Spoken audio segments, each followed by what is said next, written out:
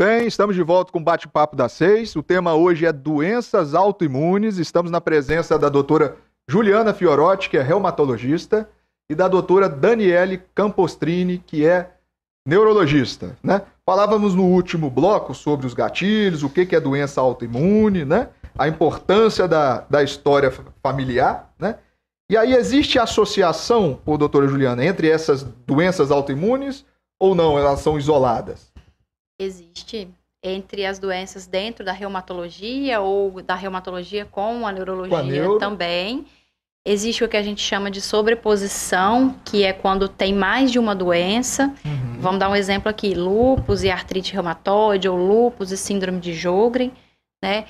Ou uma muito comum, que é a tiroidite de Hashimoto, que está presente em muitas doenças, que é uma doença autoimune, né? Hipotiroidismo autoimune, vamos dizer assim, ela está relacionada com, acho que a maioria, né, das doenças autoimunes, tanto dentro da reumatologia quanto também na neurologia. Mulher, a gente tem que pedir TSH. Sim, faz parte do rastreio, faz. O tempo todo. Aí sim, rastreio, não fã. E esse nome diferente, Sjögren, que doença é essa?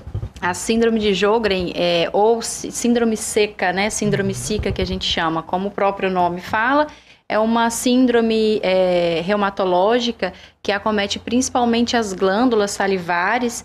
Então, a pessoa sente a boca seca, ela não produz saliva. As glândulas também sudoríparas, a pessoa fica com a pele seca, né? Então, a pessoa fica toda seca, vamos dizer assim. Os olhos também, então as glândulas lacrimais, normalmente a principal queixa é com relação aos olhos, que ficam secos, e aí isso pode evoluir até assim, para úlceras, para ceratites, coisas mais graves. E aí, às vezes, a pessoa, como a Dani falou, procura primeiro o oftalmologista, muito comum por essa queixa, que o olho está muito seco. E aí começa a usar medicação, a pingar colírio. E aí ela pode ter outras manifestações também. Quais?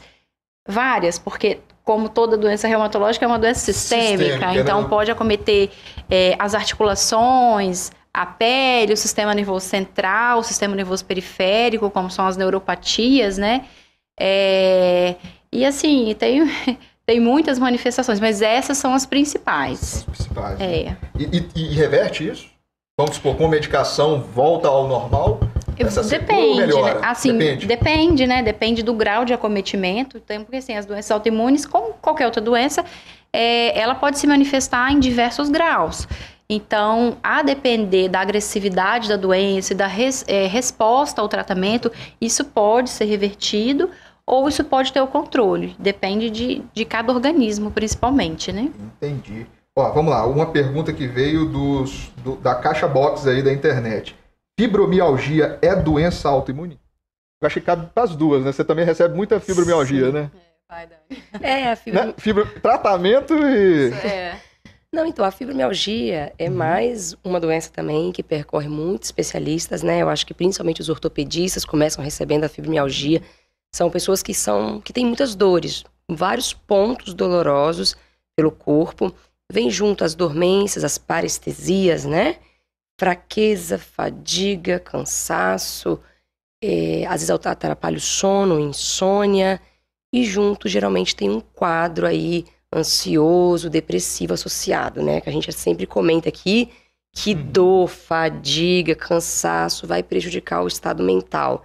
Vai levar um quadro ansioso, depressivo. Um quadro ansioso, depressivo vai perpetuar todos esses sintomas. Então, vira um ciclo vicioso. A gente fala que a fibromialgia fica nesse ciclo de dor, depressão, dor, depressão. E aí, o diagnóstico não tem um exame específico.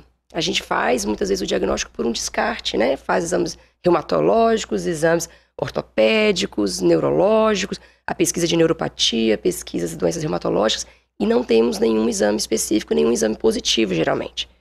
E aí nós vamos ter que abordar esse tratamento, o tratamento da dor crônica. Descarta as doenças específicas, vamos tratar dor crônica, e muitas vezes vai precisar entrar a estabilização do lado emocional, né, que a gente fala, são as terapias, atividade física, medicamentos que envolvem o tratamento de ansiedade, depressão. Tudo isso, né? Uma coisa que eu acho que é bem comum também na população, que a gente não poderia deixar de falar, é do lúpus e da artrite, né? Artrite reumatoide, né? O que é o lúpus? Aí sim é uma doença autoimune. Autoimune, diferente, né? Da fibromialgia. Que não é. O lúpus é uma doença sistêmica que acomete, né, o organismo inteiro. Também é uma doença autoimune, uma doença mais comum, muito mais comum em mulheres. Então, mulheres que estão na fase reprodutiva entre 15, mais ou menos, e até menopausa, né, perimenopausa, justamente porque um dos fatores de predisposição de gatilho é a presença do estrogênio, que é o hormônio feminino, que está presente principalmente nessa fase, né, reprodutiva. Então, pode se manifestar... Existem vários tipos de lúpus, na verdade. Existe o lúpus que ele é restrito à pele.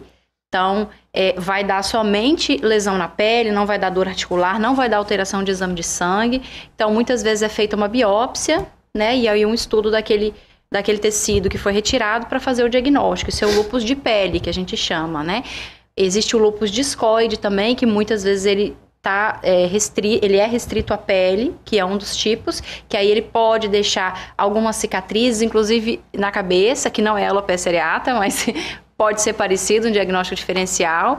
E existe o lúpus sistêmico, que é aquele que, além das lesões da pele, pode evoluir com dor articular, muito comumente, e acometer os órgãos nobres. Então, assim, o rim, por exemplo, que é uma das grandes preocupações, é a alteração renal, a nefrite lúpica, que a gente chama, que aí precisa de um tratamento rápido e agressivo para que a pessoa não perca esse rim, né? Pode atingir cérebro, com Guillain-Barré, mielites, neuropatias, né?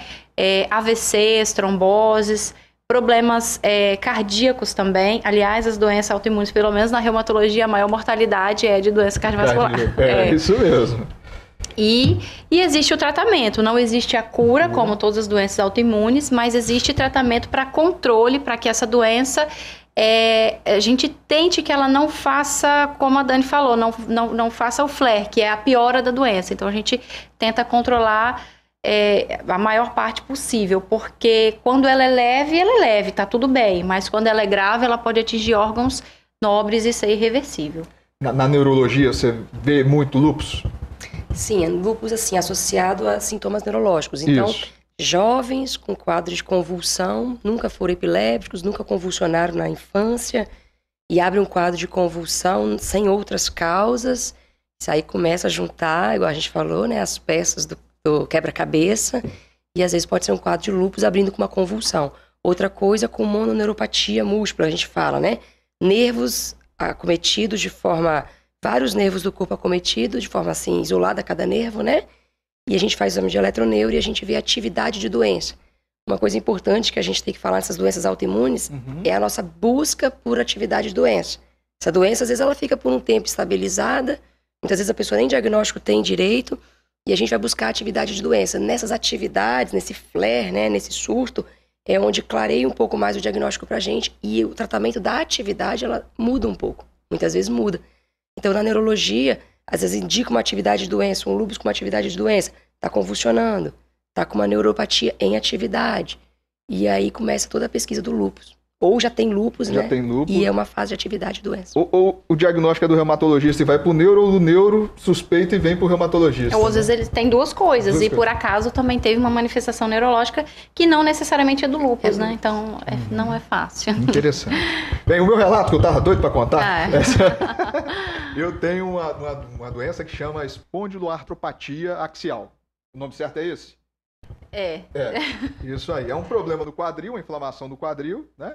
E eu sentia muitas dores e eu tive o primeiro episódio quando eu tinha 17 anos. Eu jogava futebol, tomei uma pancada e aí eu fiquei com essa dor. Só que na época não foi diagnosticado. Eu vim sentindo dor no quadril, em várias partes do corpo, na verdade, e eu achava que era excesso de trabalho. Até que num dia, no plantão, olha que interessante, no plantão eu dividia quarto com a Thaís Colodete, que é reumatologista. E eu tinha uma posição de botar a mão no quadril para aliviar a dor.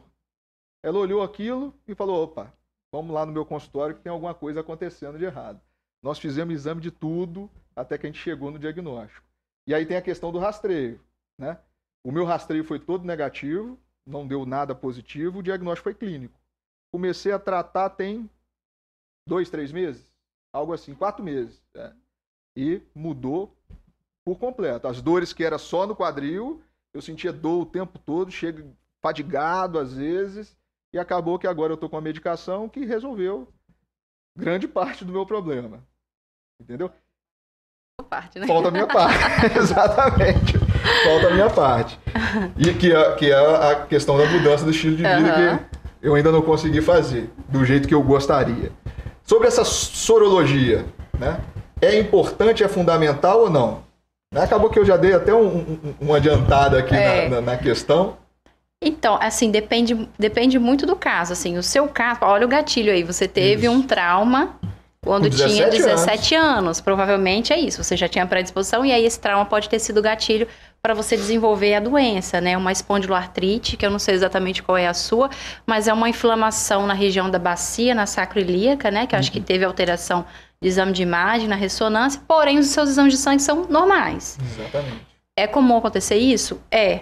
Então, assim, dependendo do tipo de doença, até existe algum exame específico, mas na maior parte delas não existe exame específico. No seu caso, deve ter sido dosado o HLA-B27, que está presente na maior parte das pessoas que têm espondilite anquilosante, que eu não sei se é o seu caso, cerca de 80%, 90% das pessoas têm, mas se você tiver, por exemplo, uma espondiloartrite associada à psoríase, que o seu pai tem. Que é a minha história familiar. Que é a sua história familiar. Isso. Da importância de pontuar isso aí, porque aí é o quebra-cabeça, né? A gente vai juntando as pecinhas, já que o seu exame de sangue veio negativo. Então, nem sempre, quando o exame de sangue vem negativo, a pessoa não tem a doença. Não é definidor. Não é definidor. Quando a gente vem aqueles... Tanto de exame antinúcleo, não quer dizer que aquilo negativo tá... Não quer dizer. E nem quer dizer que isso também é um exame de rastreio para todo mundo, porque agora tem sido muito comum, né? Eu vou pedir FAM como um exame de rastreio, como um hemograma, uma glicemia, né? Que é pedido como um check-up. Agora é feito o FAM também, que não deve ser feito, nenhum desses exames para pesquisa de doença autoimune deve ser feito como um exame de rastreio para a população em geral. Não deve ser feito, só deve ser feito... em caso de dúvida, se tiver algum sinal ou sintoma de que seja realmente uma doença autoimune. Por quê? Da mesma maneira que o seu exame veio negativo e você tem doença autoimune, às vezes vem um exame positivo, que pode ser a predisposição genética, mas a pessoa não tem a doença. Pode ser que ela conviva com aquilo ali e não aconteça nada, né? Por exemplo, o FAM, que é muito feito hoje em dia, é um exame básico, vamos dizer assim, de rastreio dentro das doenças reumatológicas, principalmente lúpus, o Sjögren, né? E outras doenças, ele pode estar presente na população em geral, que não tenha nenhum tipo de doença, principalmente nos idosos, né? E principalmente se ele vem um valor muito baixo e alguns tipos de características também que a gente olha no resultado do exame. Então, não quer dizer que é positivo e a pessoa tem a doença também. Depende de outras coisas. Outras coisas. O que a gente sempre fala aqui na medicina é o seguinte: a conversa com o médico, a história, o exame físico, esse que é o diferencial, né? E a gente não. A população, ela acredita muito valor ao exame. Né? Então ela quer o exame para falar e geralmente não é. É o que aconteceu comigo, né? A história clínica, né, e as características que às vezes são inespecíficas, como nós estamos falando, né, no programa, ela é muito mais importante muitas vezes. Então, por exemplo, entrando numa outra doença autoimune, onde que recentemente eu tive um caso, era um paciente que entrou com um quadro de fraqueza, parecendo um AVC, só que era jovem. E aí a imagem não era de AVC, era uma imagem inflamatória. A gente sabe que essas doenças autoimunes, algumas, né, vão cursar aí com um processo inflamatório, inespecífico, só que aí você vai começar a juntar características que esse paciente tem ao longo da vida. E aí a gente vê episódios de úlceras na boca, úlceras genitais, tratado algumas vezes como infecções genitais, e na verdade eram úlceras parecendo aftas, mas umas aftas maiores. E aí fez um quadro de tronco, né? Tronco cerebral, parecendo um AVC de tronco. E aí os autoanticorpos, quase todos, todos negativos, alguns vinham tocados, a gente tentava achar uma doença, e provavelmente está caminhando esse diagnóstico, mas deve ser um quadro de BC, doença de BC. Isso aí. Que foi uma pergunta da Mariana Moreno, lá de São Paulo. BC em mulheres. Acabou que você deu uma... Nesse caso, é um rapaz, é um homem, né, jovem, que também pode acontecer. São úlceras que ele tinha já, convivia com elas, e abriu um quadro de sistema nervoso central. onde foi inicialmente pensado como um AVC, mas a imagem de tronco sugere uma imagem de inflamação, um quadro inflamatório. E todos os anticorpos negativos, mas aí está caminhando, né? Aí nós temos que tratar como uma doença autoimune, não como uma doença infecciosa, não como uma doença isquêmica, né? E esse ponto é importante. Quando você suspeita de uma doença autoimune, mais pra frente nós vamos conversar sobre o tratamento muda. Então, às vezes na suspeita clínica, com todos os autoanticorpos negativos, afastado infecção, afastado doença vascular, nós vamos ter que entrar no tratamento de doença autoimune. E como avançou o tratamento, né? Antigamente eu acho que a gente só tinha corticoide e anti-inflamatório, basicamente, né? E o benzetacil, que era usado para quase tudo, né? Isso, para quase tudo. Agora você tem os imunobiológicos. Eu mesmo tomo uma vacina uma vez por mês agora e tô bem estável, né? A medicina evolui muito, né? Vamos lá. E vamos para as perguntas também, né? Já que a gente está quase terminando o segundo bloco. Ó, Vanderlei Agna, ele é do Baixo Quartel, ele perguntou se a febre reumática na infância pode trazer problemas no futuro de doenças reumatológicas. Pode haver alguma consequência se ele tiver febre reumática na infância? Primeira coisa que a febre reumática, só para elucidar, ela não é uma doença autoimune, tá? Ela é uma doença infecciosa. Então, apesar de que a pessoa que manifesta, que tem essa doença, ela precisa também ter predisposição, né? Para ter todas aquelas alterações. Então, normalmente é uma criança ou até adolescência, não é impossível ter no adulto, mas é muito menos comum, que tem a infecção de garganta, tem a febre, às vezes tem algumas lesões, alguns nódulos na pele, e eles têm dor articular, principalmente em membro inferior, pode ter artrite mesmo, com inflamação, né? E limitação até dos movimentos. E febre, né? Normalmente o quadro inicial é esse. A parte articular, então, sobre a parte reumatológica, não há consequências graves. Essa artrite, essa dor articular, ela vai se resolver em até 30 dias. Então, a pessoa que chega e fala, eu tenho uma dor no joelho, em qualquer parte do corpo, porque eu tive febre reumática da infância. Isso é um mito, isso não existe, porque a febre reumática não deixa sequela nas articulações. O que ela pode deixar de sequela no futuro são os problemas das válvulas cardíacas. Isso aí. Que, se eu não estou falando besteira, são as causas mais comuns de valvulopatia no Brasil, são as causas reumáticas, e as doenças neurológicas, né? Na verdade, é a doença neurológica, que é a Coreia, né? Síndrome de São Vito, né? Isso, Coreia de Sydenham. Esses dias eu estava no pronto-socorro e eu vi, a colega falou, meu Deus, o que é isso? E o paciente foi por outro motivo, e ele estava tendo uma crise de Coreia, né? Que são aqueles, a Dani pode explicar melhor, aqueles movimentos involuntários com a mão. Então, isso sim pode deixar sequela neurológica e cardíaca, mas de reumatológica não, de dor articular não.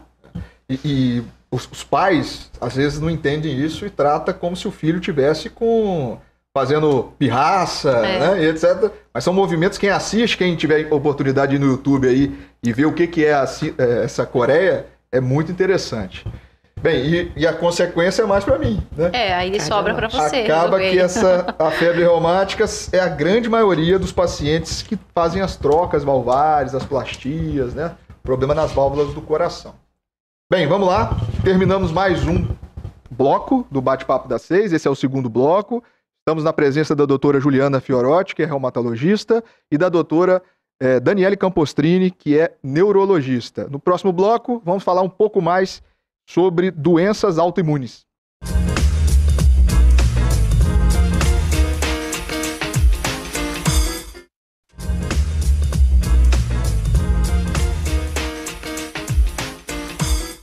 Muito bem, estamos de volta com o Bate-Papo das 6.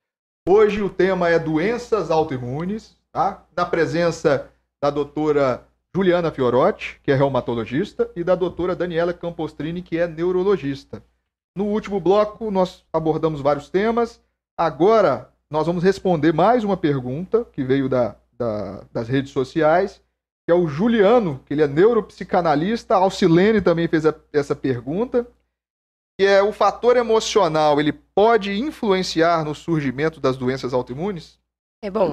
O fator emocional, ele vai funcionar como um gatilho, como nós já conversamos aqui, né? São vários gatilhos que vão, às vezes, pode fazer a doença se manifestar, ou às vezes a pessoa tem a doença, mas faz com que essa doença piore, né? A gente fala que entra num surto ou num flare dessa doença. Então, é muito comum pacientes com algumas doenças autoimunes necessitar desse tratamento, por ser também uma doença crônica, uma doença que não tem cura, uma doença que requer medicamentos que muitas vezes são injetáveis, né? Em alguns casos injetáveis. Então, também não é fácil você tomar uma medicação assim. Requer todo um quadro emocional, né? Todo um quadro de estabilização emocional, para que também não prejudique e não aumente esses surtos. Então, o tratamento com terapias, com atividade física, às vezes com a necessidade de medicamentos ansiolíticos, é fundamental, sim, para o controle da doença. O gatilho, então, é para iniciar. O flare, ele é a descompensação durante a doença. Seria isso? Isso é o correto, né? Sim. Tá, outra coisa. Vamos entrar agora na polêmica da semana, né? Tudo discutiu aí, eu acho que o mundo todo discutiu aí a questão do Will Smith, né? Que acabou que deu uma bofetada no Chris Rock, porque ele ofendeu a sua esposa que tinha uma doença, que é uma doença autoimune, né? Que é a alopécia. Você poderia explicar um pouco pra gente sobre isso, doutora Juliana? O que é a alopécia? A alopécia é uma doença que dá queda de cabelos cabelo. ou de pelos, pronto. A alopécia areata, que é o problema que ela tem, que a esposa é diferente. Aí é considerado, sim, uma doença autoimune, uma doença que tem uma prevalência semelhante em homens e mulheres, né? Numa faixa etária entre 20 e 50 anos, e normalmente é uma queda, cai de repente, caem como se fosse tufos de cabelos. Pode ser tanto na cabeça, que é o caso dela, não sei se o restante dos pelos ela tem, ou em qualquer região que tenha pelo no corpo. Tem gente, inclusive, que não tem pelo no corpo nenhum, nem da cabeça aos pés, né?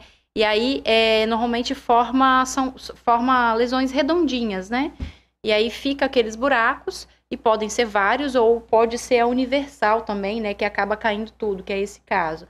É uma doença dermatológica, né? Quem trata é o dermatologista, então eu tô dando aqui só um pitaco. Mas também ela pode estar associada a outras doenças autoimunes, né? Doenças neurológicas, que a Dani já falou, doenças tiroidite de Hashimoto, que é o hipotiroidismo, né? Autoimune. Lúpus também, que é diferente da alopécia do lúpus, porque o lúpus também pode dar alopécia, mas não é alopécia areata. Acho que deu para entender, né? Podem vir juntas, sim. Porém a alopécia do lúpus ela é diferente, é uma alopécia mais difusa, como se deixasse o cabelo mais ralinho, né? Porque tem várias causas a alopécia do lúpus, até o tratamento medicamentoso, algumas medicações podem levar à alopécia também. E depende se tiver lesão, por exemplo, discoide, daquele lúpus de pele na cabeça, pode sim deixar como se fosse uma alopécia areata, lesões redondinhas, porém é diferente porque ela tem um fundo, quando ela está em atividade, a doença está em atividade, ela fica mais vermelhinha, ela tem sensibilidade e irritabilidade naquela região, diferente da alopécia areata, que ela vai evoluir com o fundo da pele normal, não tem lesão característica, né? Então, é uma doença autoimune que pode vir junto com outras também. E tem tratamento, mas nem todos os casos respondem, né? Como foi aquilo que a gente falou, que acho que talvez seja o caso dela, né? As doenças autoimunes, assim, pra gente fechar em geral, elas, na maioria das vezes, eu acho que não tem cura, né? O controle é o grande questão do tratamento. E você acha que tem muito abandono do tratamento por conta de não ter cura? A pessoa, ela vai e... Tem, porque a pessoa se cansa, né? Então, depende do tipo de tratamento, depende da facilidade que a pessoa tem de acesso à saúde, ao retorno ao médico, à realização de exames, ao uso da medicação, se ela entende aquilo como uma doença que ela deve permanecer o tratamento ou não, se ela não tem entendimento daquilo, porque existe isso também, às vezes a pessoa abandona porque acha que está tudo bem, né? E tem doenças que são leves e realmente está tudo bem se ela abandonar, mas existem doenças mais graves que não está tudo bem, se ela abandonar isso pode ser letal, né? O lúpus, né? O lúpus, por exemplo, tem suas diversas formas, se ele evoluir de forma grave, ele pode pode ser fatal. Então essa é uma mensagem interessante para as mulheres, né? Para as doenças autoimunes. Tem que acompanhar, tem que ir no médico. Acompanhamento médico é o mais importante de tudo. É comum as mulheres perguntarem sobre gestação, né? Tem uma doença autoimune e aí eu posso engravidar? Lógico que isso é muito dependendo de qual doença qual o momento que essa doença se encontra, né? Então a gente sempre fala assim que é possível essa gravidez, né? Dependendo da doença autoimune, e só que tem que esperar o momento certo dessa doença, tratar, estabilizar essa doença, uma fase que a doença não está ativa, porque o tratamento, ele muitas vezes, né? Pelo menos nas neurológicas, a gente tem que interromper o tratamento, a esclerose múltipla, todas as doenças autoimunes, a miastenia, a gente tem que suspender o tratamento para a pessoa engravidar. A gravidez, ela é tida como protetora para a maioria das doenças autoimunes. Que ótimo, né? Então, na gravidez, muitas vezes elas ficam estáveis, então a gente deixa engravidar. No período de amamentação, algumas já começam a abrir os surtos da doença, as pioras da doença, e a gente precisa voltar com a medicação. Então, sempre essa pergunta surge: tem doença autoimune, posso engravidar? Vai depender da doença e vai depender do estágio que essa doença se encontra. Mas é possível sim, acompanhando, tratando, a doença estabilizou, às vezes é possível sim. Tem que estar sempre com o médico. Doença autoimune tem que casar com o médico, né? É, o médico, o resto da o vida, reumatologista, né? e isso aí. Bem, tem mais alguma pergunta? Assim, homens. Homens também têm doença autoimune? Eu sou um exemplo disso, né? Mas... Você é um exemplo. Dentro da reumatologia, Isso. você está no grupo do exemplo, né? Do grande exemplo das doenças que são mais prevalentes em homens, né? Que são as espondiloartrites. Acho que basicamente só BC, que é muito parecido também, né? Que é muito parecido em homem e mulher, mas realmente a espondilite anquilosante, que é o exemplo principal que a gente tem, é muito mais prevalente em homem. Jovens. E na neurologia, a miastenia, né? A miastenia graves, ela tem uma porcentagem maior no homem até mais idoso. Então, foge um pouco do padrão das doenças autoimunes, né? E a miastenia perde completamente o movimento, né? A miastenia... Eu lembro da minha época de interno, que eu tive um caso e, assim, era muito impactante, porque o médico fazia o remédio e ele voltava a mexer. Né? A miastenia, a grande característica que a gente, como neurologista, é até estranho, porque a gente fica observando as pessoas o tempo inteiro, né? E tentando, sem a pessoa saber, procurar uma doença a pessoa.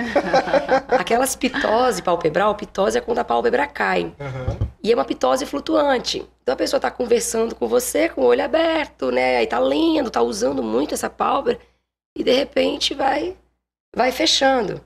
Às vezes a pessoa tá com a pálpebra mais fechada até porque fez algum procedimento estético e fez errado, deu errado e caiu a pálpebra. Mas a gente fica de olho nessa pálpebra caída, nessa visão dupla e naquela fraqueza. Aquela fraqueza quando você usa o músculo bastante. Eu vou fazer um exercício e no final eu estou muito fadigado.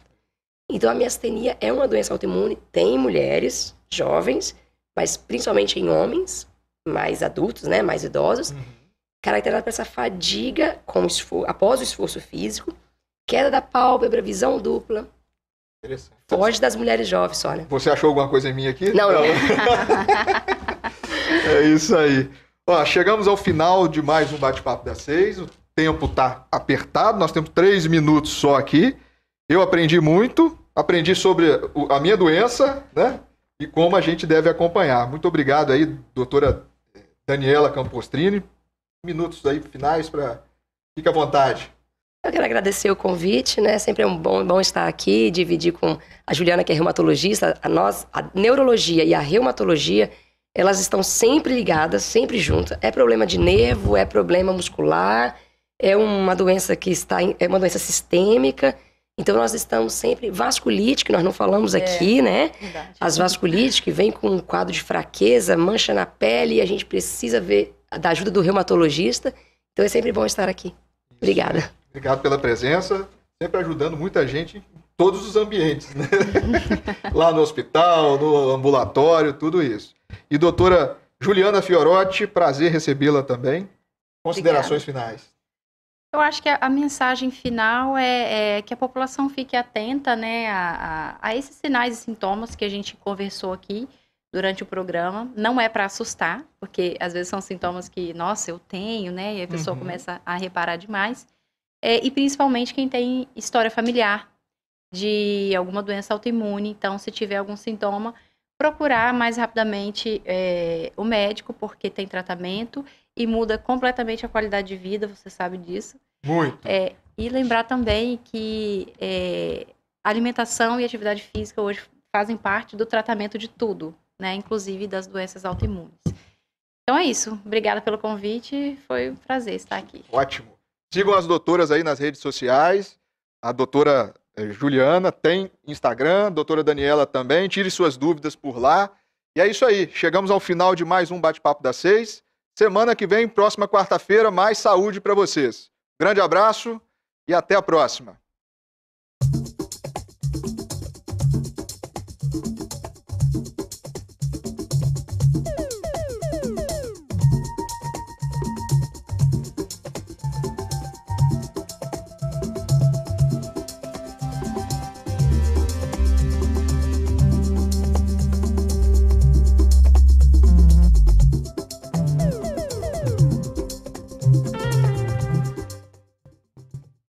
Bate-Papo das 6. Oferecimento Uniscan, diagnóstico por imagem.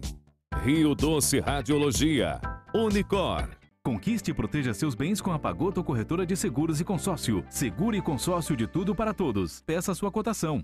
A Unicor é referência em procedimentos cardiovasculares complexos. Um centro de hemodinâmica especializado em realizar intervenções de alta complexidade em cardiologia, fisiologia endovascular e neurologia, acreditado para tratamento de TAV. Somos referência no procedimento de oclusões coronarianas crônicas na América Latina. Entre em contato para mais informações. Unicor, medicina de primeiro mundo em Linhares. Conquiste e proteja seus bens com a Pagoto Corretora de Seguros e Consórcio. Seguro e consórcio de tudo para todos. Peça sua cotação.